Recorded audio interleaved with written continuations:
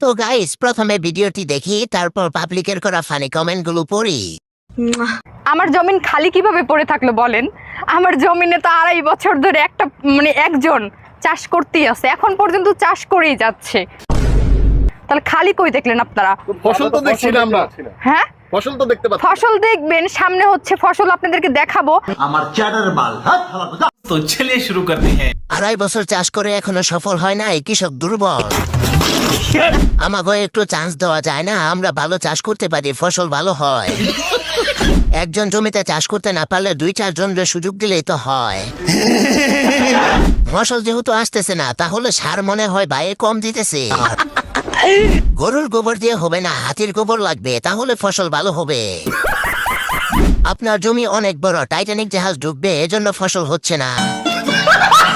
তোদের গালি দেওয়ার জন্য ফেক আইডি খোলা ছাড়া আর কোনো উপায় নেই।